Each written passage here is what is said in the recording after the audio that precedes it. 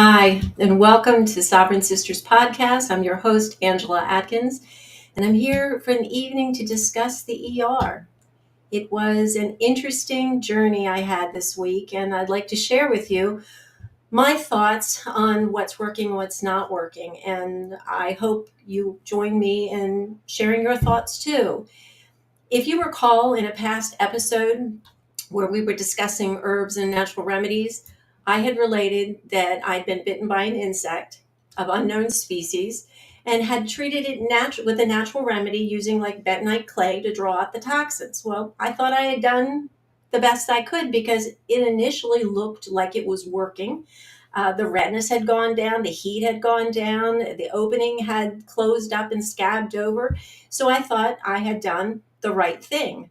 But what I didn't know is that insect or bee or whatever it was that had attacked me had already deposited some sort of bacteria, and now I was the incubator. So as this time went on, I found that the redness returned, the heat returned, and I was kind of amazed because I had used all sorts of things trying to keep that, did a detox bath, and everything just blew up after that. And I'm like, okay, something is wrong. These toxins are not coming out. It's actually making it worse. I need to seek additional remedies. And so I had tried all sorts of remedies, natural remedies, homeopathic remedies, but I was at the point, I was just struggling too much. I just couldn't beat this thing. So unfortunately, I had to wait 2 weeks to see my naturopath. But in her best judgment, when I finally got to see her, she felt that I needed to seek emergency medical help because she thought I had cellulitis. Now, that requires much more aggressive treatment. And given the way that naturopaths work, they don't fit into the allopathic system, and they're actually not approved to do certain things, and they don't have all the equipment that some emergency center is going to have. So I decided, okay, this has gone on way too long. My pain was increasing and I literally couldn't take it. No matter how high a tolerance of pain I had, it was just exceeding my limit. So I said, okay, I'm going to go to the ER and let's figure out what this is. Because my doctor had said, make sure you get a cardiovascular workup. That means it's heart related. I was taken back into the ER almost, quickly as possible. I didn't have to wait in the waiting room. There are a few things that they move you quickly into the back into the rooms to get evaluated. And one of those are any kind of heart condition, stroke, or anything like that. But that wasn't so simple. Things seems progressed very slowly after that. Instead of going into some room, they had this gurney and they said I could sit on it. So I sat on it for a while thinking, oh my God, I am in so much pain. I don't want to just sit here. So, I was kind of moving back and forth and, trying to get myself into a comfortable position, but really couldn't find one. And the only person who was coming up to me was the nurse saying, the doctor will see you shortly. We're going to get some tests done. And I said, okay. And she finally gave me a pillow and said, you can lay down and rest. Well, it's hard to rest when you're in pain, but I did the best that I can. And God bless my husband for being there, because there was no point that anyone was going to give me a glass of water or anything. He would go out and get it and bring it back for me. And so at least I had some companionship while I was waiting. But it seems to me they're busy, but I don't see any productivity. Now, this is my impression. This is not a failing for everybody who works in an ER. I know you work hard. I know it's a difficult job. I certainly wouldn't want to be part of it.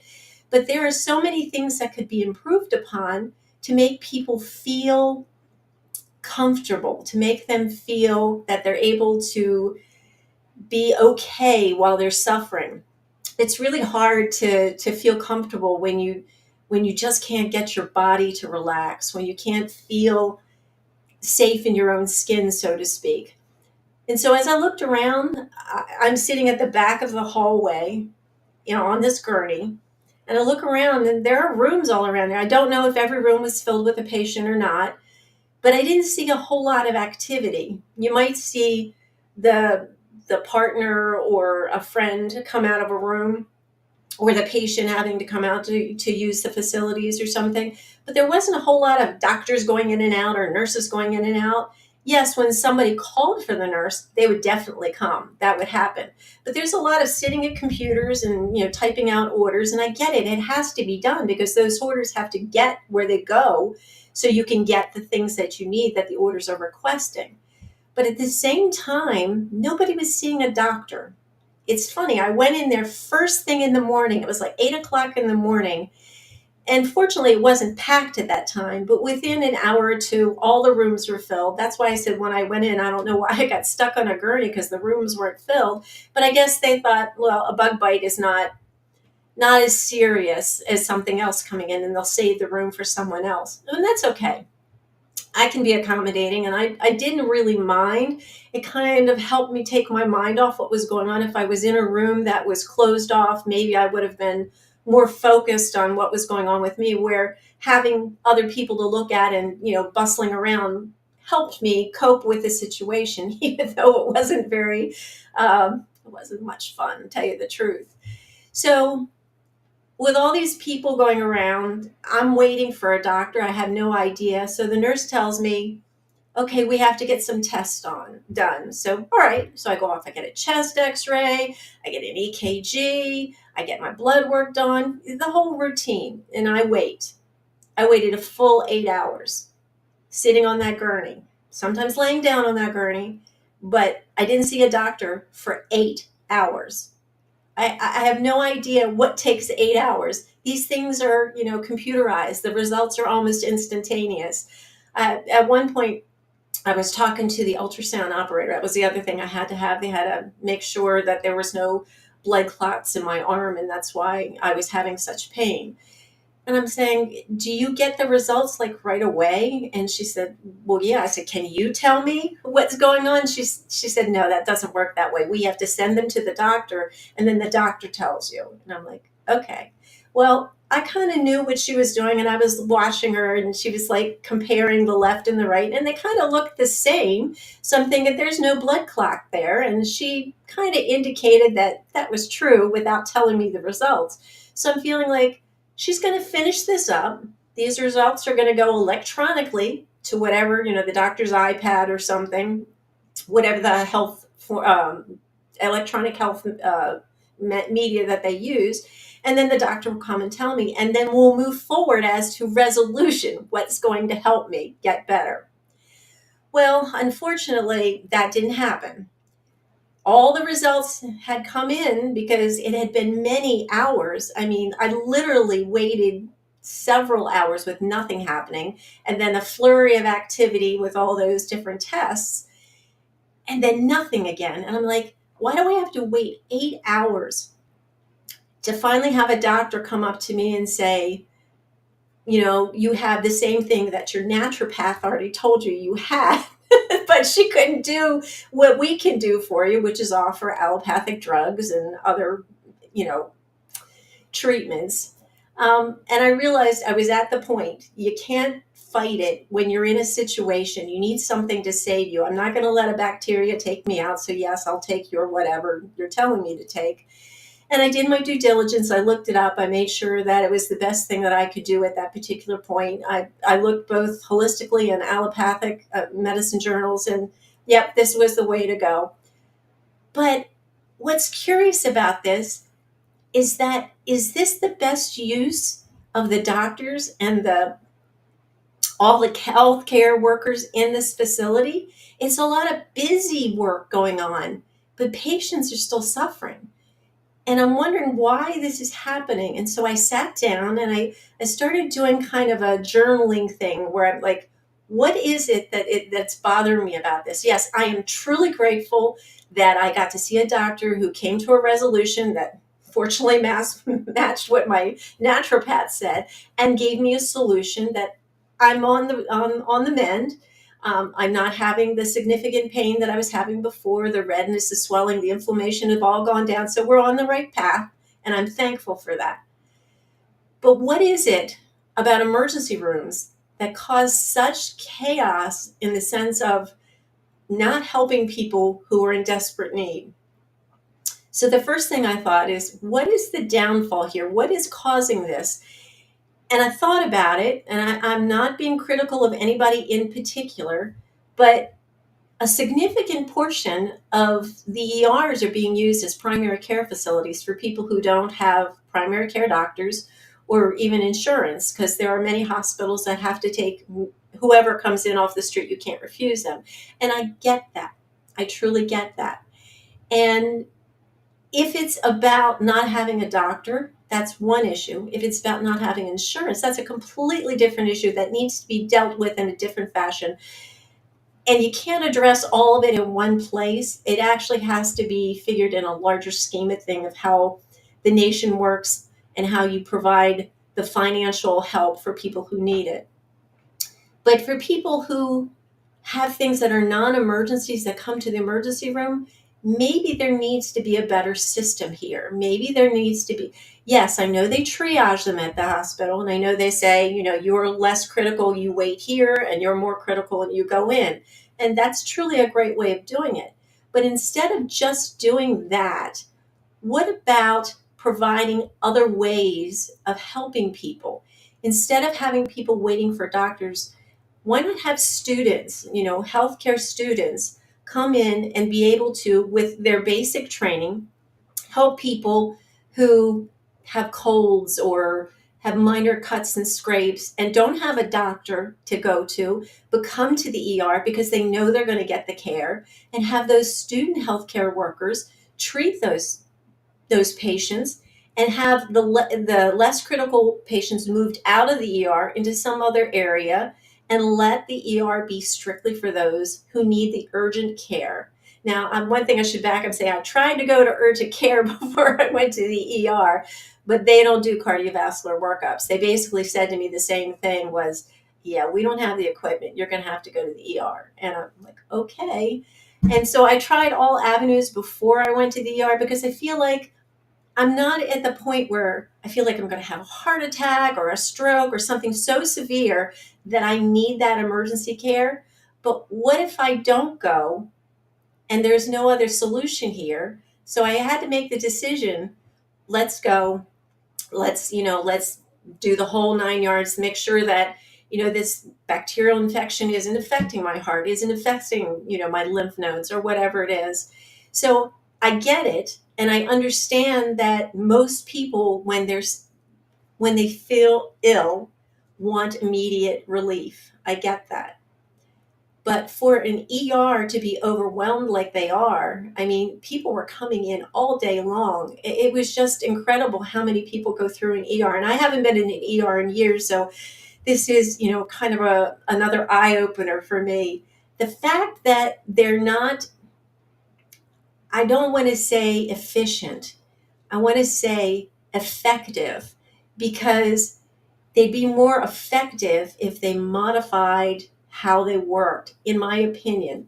So if they're overwhelmed by non-emergencies, yes, they should find a way to move those things off and not treat everybody equally. And it's not just, I'm going to triage you, you're less, severe, you go sit over here and you wait 8 hours now until you get to go back to the yard. That's not the way to do it. That doesn't help anybody. That really is frustrating when you don't feel well and you don't have a means of doing anything to help yourself. You feel disempowered. You feel helpless almost. And for many people, they're not able to cope with that. So rather than just saying, you're less severe, you go sit over there and we'll get back to you when we have more time, more people, more doctors. I don't know if they're understaffed. I'm not sure exactly what the crux of the problem is, but it seems to me there is an easier solution if you could carve out a little way to put professionals who are not at the top of their game, meaning that they're not high dollar doctors that are going to charge an exorbitant amount, but maybe student physicians or student nurse practitioners who have the skill set, is a good opportunity to practice. They know the basics of care, and they can take that burden off of the ER and not have it people just sitting there waiting for hours and hours and not seeing a doctor.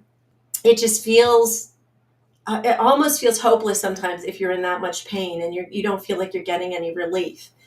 So if you could triage those non-emergencies that shouldn't be in the emergency room. I mean, certainly somebody comes in, severe lacerations, severe, trauma of some sort. You want them in the emergency room. You want a doctor with them right away.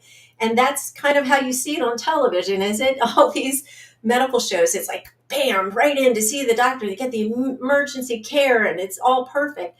Well, in the real world, they can't do that because one, either they're understaffed, two, they're overwhelmed by the amount of patients, or three, they're not as effectively using the processes that they could. The separation, like I said, the student practitioners that could possibly be doing, I don't know if you must pay them. I don't know the legal information behind it, but they could get that maybe for credit for their schoolwork. They have to intern anywhere. Yes, I know they get paid when they intern, but this could be a starting place for them where they learn how to do things. They learn how to interact with patients. And you work with those people that usually come to the emergency room for non-emergency care. I think that would be a start in getting system back on track. So what else can we do? I think we need to learn to not make our doctors so segregated from everything else. It's like I don't see them as an integral part of the day-to-day goings on like I see nurses. Nurses are out there caring for patients. Nurses are typically the ones interacting, bringing the medication, changing the bedpan stuff, all the crappy work that nurses have to do, and God bless them for it because they truly are the lifeblood when you're in the hospital. But doctors don't seem to be integrated anymore so much. It's like they're an adjunct. Okay, we do all of our things here, then bring the doctor in. Okay, so you're going to look at me through your iPad and say, well, you've had this test and this is the result, and you've had this test and this is the result, and your blood work, et cetera, et cetera. And this is my thoughts on it. Now, first on it, I kind of question, is it your thoughts, or did your little medical chart thing there tell you all these symptoms add up to cellulitis? Because that's what I have. And it makes me wonder now, are these doctors even thinking the process through, or are they just getting information spit back at them? And that's kind of scary in my thoughts, because I know when I work with clients, I have to think it through, because there's more than just this symptom, this symptom, this symptom. There's a whole other piece to it. The person behind it, you have to take into consideration. When you talk about caring for someone, you're not just caring for their symptoms, you're caring for the whole person.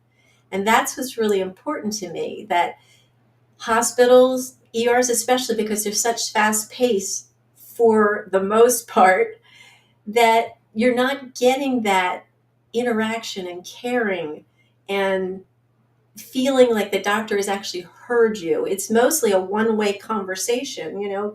They're telling you what they've discovered based on all this other evidence over here. And you may be able to ask a question or two, but usually if you're in pain or you're so fraught by this thing that's brought upon you, you're not thinking clearly. And unless you have somebody to advocate for you who can ask those questions, well, what about this and what about that? A lot of time the patient is left kind of unresolved. Okay, I need to go home and take this medicine at this time and this other medicine at that time. Well, what else? How do I care for myself while I'm not well enough? There are just so many things that are not treated. I'm not saying the doctor doesn't empathize. I'm certain many do, but I think it's gotten to be the point now where doctors have gotten into this rote method of dealing with patients. I've got your information on my iPad. I've got your test results. Here's what I've determined that you have. Here's the path I'm going to send you on to help heal you. That's fine and dandy. I'm not saying they have to be your best friend, but a little more humanity in the situation where you feel like he heard me or she heard me. I feel I've been cared for, not here's what you got, here's your medicine, have at it, and go on your way. Because I feel like there's not a whole lot of time for them. I don't know what they're doing during that 8 hours that I didn't see them. Maybe they were somewhere else talking to other patients, doing other things. I have no idea. But for me as the patient, it felt like, what was the point of me waiting 8 hours just to see a doctor who, first off, told me what I already knew, when I came in and told them basically everything that my naturopath had told me? So it's very curious to me how we got here. And I know there have been interim solutions, and I put that in quotes, such as urgent care facilities. Yes, urgent care facilities are a great things that have popped up, but they've also gone the way of traditional medicine, which is, it's kind of a rote thing. You come in, you've got this, and this, and you got to follow the routine, and there's really no time to have that doctor-patient relationship. And I'm not saying it has to be like your regular physician where he can sit down and talk to you for 15 minutes, and you're lucky if you get 15 minutes with your regular physician, because they're on the clock too. They're charging by however many patients they can get in. And a lot of it is, based on the financial aspect of healthcare. And I get that. But what happens when you're just become one of those in the system, and you don't feel whole when you come out of it? I think that happens a lot of times when patients don't feel they've gotten what they need. Even if they get well, there's some sort of psychological thing that keeps them from feeling whole. Now, I'm not saying that emergency rooms have to provide, psychiatric counseling or any other thing like that. What I'm saying is a little compassion, a little humanity goes a long way. Goes to the point of helping that person heal themselves, which we're all supposed to be able to do. I mean, toxins are a different animal than if you have some sort of other things going on. Yes, you may have to do something else. I am not versed on, all the different modalities that there are out there, but I really think it would make it easier for people if they could receive care whenever necessary. Because if you go to an urgent care, I know in my area, it may not be true for all areas, almost all of them are only open like daytime hours, 8 to 5, 8 to 8, something like that. So God forbid if you get hurt or if something happens after 8 o'clock, you have to go to the emergency room. So what's a possibility here? Maybe in a community, depending on how large it is, that urgent cares can work together and say, okay, we're going to man our urgent care once a month at the nighttime. So not every urgent care has to be open 24 hours. There can be, within a certain radius, urgent cares that are open at later hours. And then they rotate somehow. And that, of course, this would require collaboration between the urgent care centers. But I think that would help take some of the burden off of the ER. And I think if you had these facilities, I mean, many of them have popped up in local communities. I don't know how many of them are in cities. I don't really travel into cities much. But if they are not readily available in the cities, I think that's a good place for them. I know in the cities, especially in my hometown, that's where the big hospitals are. They go to the cities. And I get it. That's the way to build out those large buildings with all the facilities and tools and equipment that you need. But the urgent care should also be there to take that burden off of the emergency room. So what happens here could be like many other people. I go to my doctor. She says she can't do what needs to be done. I go to urgent care. They say, don't have the ability to do what needs to be done. I go to the emergency room. How many people are going to take that many steps? I don't think many people are, because I always try to do the least invasive thing all the time. Do the least invasive, and if that works, I'm great. And if it doesn't work, I'll go the next step and the next step. But not many people do. They say, I hurt, I'm injured, whatever it is, I'm going to the emergency room. So this is a re-education for many people. And I think it also has to be some sort of community thing, that they don't rely so heavily on, insurances to pay, because I think that is still an issue for many people. Insurance is a very expensive thing. So there has to be a look at, insurance, ways of making insurance more affordable. It certainly hasn't been in the last, I don't know, last decade or so. It's gotten worse rather than better. So there has to be a way that people can get the care that they need and get the care reasonably, meaning they don't have to wait 8 hours to see a doctor. And believe me, 8 hours seemed to be a good fit for me because remember, I was brought in and one of their three things that they look at, it was a heart thing. So 8 hours was pretty good. I wasn't in threat for having a heart attack, so I knew I was okay. But there were people who had been there for 21 hours and still had not seen a doctor. And why? Why 21 hours? I mean, you spent a whole day either sitting on a gurney or laying in a room, and I'm certain people have come in and out and you've had different tests, but no doctor, no one to tell you, what the next thing is or how things are going with you. It to me, it seemed a little harsh to leave people that long without feeling like they were being cared for. And I'm not saying the nurses didn't care, they did, but you have a whole hall, I mean, two sides of a hall, all the way wrapped around with people in every room, people on gurneys, and I think I counted at total maybe 6 nurses. That's a lot to ask of nurses to do, and yet no doctor. And they can't tell you anything because if you ask them, you'll have to wait for the doctor to tell you. So it seems to me that there has to be some sort of segmentation. If it's non-emergent, they need to move off into some other area. If you're just nauseous or you've got a cold or some sort of simpler type of illness or infection, that somebody who is trained but not fully, qualified as a doctor, but somebody who is trained enough to do basic care would be a great method to start getting people seen much more quickly and clearing out that emergency room. Why not have these student physicians or student nurse practitioners in there going, I can handle this, and they do their thing. And then you clear out the people who have the non-emergencies and you have better opportunity to get to the patients that have the more serious injuries, the more serious illnesses. And the doctor doesn't, for whatever reason, have to wait 8 hours to see you.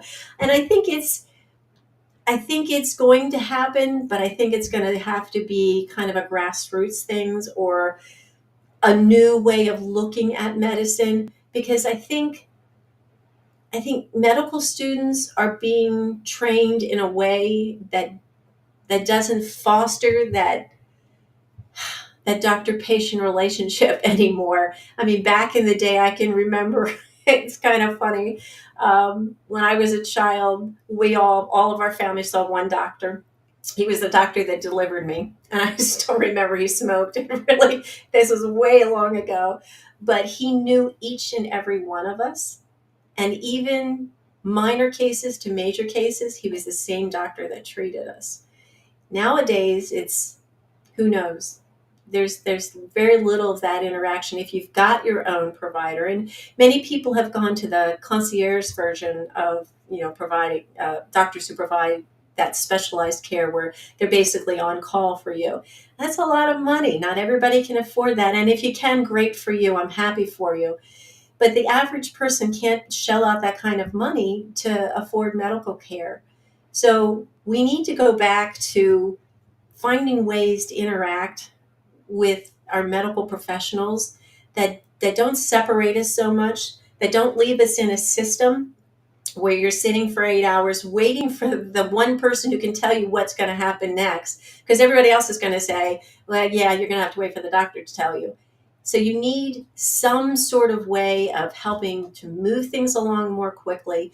You need to have more focus on removing the burden from the emergency room, maybe going to some sort of community-based service that, yes, I know urgent care can be considered a community-based service, but I think more in the ways of, people maybe volunteering their time, maybe people who are retired doctors and nurses who still feel that they want to give back to their community, that help with those non-emergency situations that people would feel comfortable, they could spend a few minutes with somebody who would give them that comfort, that warmth that they need when they're not feeling their best, and yet they're not in need of such drastic situation. They're not dying, basically, that they don't need that emergency help immediately. That this would help alleviate the burden on the emergency room. And those doctors who I think they must be in short order, and that's why it takes so long. They're probably pulled every which way to work on this floor or in this thing. I don't know. Honestly, I'm not on the inside of the medical system.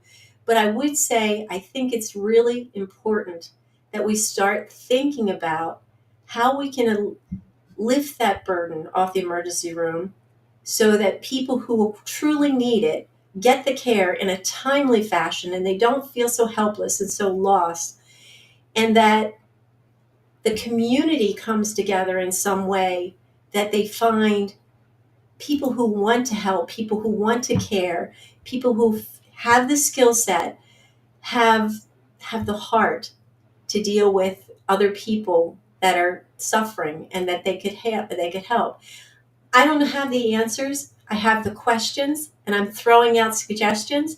I'd love to hear if you have any thoughts on the matter. Have you been to an ER, either recently or in the near past, that you felt like, oh, things went really well, and this is the reason why? Or, yeah, I don't know why it took me so long to see a doctor, but when I finally did, all he did is give me a prescription. I know it's at both ends that people have had great experiences and people have had less than great experiences. I won't say my experience was bad. I said my experience was eye-opening. I feel like I knew I wasn't going to, it wasn't in a life-threatening situation. I was in a place that if something were to happen, somebody would be there to care for me. If I were to have that heart attack, there would be somebody right there. So I felt comfort in that. But I also feel like looking around the room at all the people who are suffering, and I don't even know what they're suffering from, it was kind of disheartening to me to think either they're alone. And I saw people, this was sad for me when I was getting ready to leave, when I was finally released. I got up and I went out the double doors of the emergency room, and the hallway outside the emergency room was lined with people sitting in wheelchairs, on gurneys, and predominantly they were elderly. It really broke my heart, because I'm thinking, you've been here as long as I have, because I had seen the doors open and close. I didn't realize that, the same people were there until I got up to leave, because I'm not thinking about what else is going on. I'm thinking about me at that point. And then when I walked out, I'm like, oh my gosh, these people have been sitting here as long, maybe longer, and not being attended to. It was freezing cold in there. That was one thing. And I guess they have to keep the hospital cooled down for whatever reason. But I also know these people, I can't tell their ages, maybe 70 or above. They're in wheelchairs and they've got blankets wrapped around them, a couple of them falling asleep. And I'm thinking, this isn't the way we should treat people. We need to have more compassion. We need to find a better way of treating people who are not at their best. We need to find a better way as a community, as a society, as a nation. We need to start looking at what is going to help people at their worst, not just wait until they're at their worst to finally do something about it. And yes, I think it all starts with us taking care of ourselves. That's absolutely true. I've made jokes about, I'm outside gardening and I'm trying to raise my own food, and lo and behold, I get taken down by some insect. So I'm trying to do the right thing, but it didn't work out. And that happens to people. Bad things happen to good people all the time. So I'm not saying people are doing things wrong, but I think as a society, we need to start looking out for one another. How did those elderly people get there? Did they have to call for some sort of transportation to come get them? Did they have family that brought them in? We need to act like a community again. And I think this is the one thing that keeps coming back to me. Even though the ER is a specific facility to do a particular job. It's part of the community at large. And I think the community either needs to find a way to make this work more efficiently, more effectively, help its citizens to take care of themselves and not just at their worst time. Be there when they need help for the minor things too. And I think this goes back to being a humanitarian. I think we all have a need to reach out and care for other ones when you really feel that humanitarian vibe. I know for me, that's what kicked in when I saw those elderly people in the hallway. I wanted to do something, but I couldn't because I was the patient at the time and I wasn't at my best to help them. So I knew better than to try to do anything at that point. But that doesn't mean in the future that I don't try to find a way to help someone. You know, I used to have an elderly neighbor, love him dearly. The little things I could do for him, he loved blackberries on his I'm going to get upset because he's passed away. He had blackberries in his backyard and he couldn't get them any longer because now he couldn't walk to his backyard. He was in a motorized scooter. So I would go and pick them and bring them to him. I'm not doing anything great, but I could bring a little bit of sunshine into his life, and that's humanity. That's where we need to go. Didn't think that was going to happen, but that's what I'm feeling. I feel like all of this boils down to we've lost our humanity. We need to go find it. We need to bring it back, and we need to do it not just as individuals. That's the thing that I kept saying in the past. I understand that the other sisters that I had thought differently than I do, in the sense that everybody was on their own journey, but we're not here to live alone. We're not here to be separate from each other. We're here to be a community. We're here to support one another. And that's the only way I can think of it. So before I get completely sloppy, I just want to say thank you for coming. I hope any of this touches you, that you find a way to find that community, to find a way to help those who can't help themselves, to maybe join together if you know people who have the skill set that can help take the burden off of emergency rooms, or help in urgent care stay open late at night, help provide security. I mean, you don't even have to be a healthcare provider. If you could just provide security, that would be helpful in itself. We need to find a way back to being a community of humanitarians that care about one another.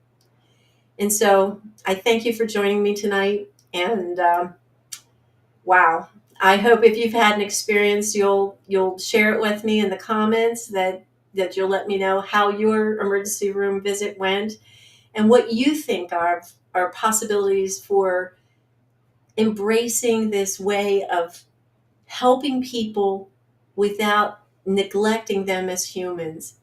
I realize again that you have to do what you have to do in certain situations, and people are overstretched. How can we help that? How can we fill that gap?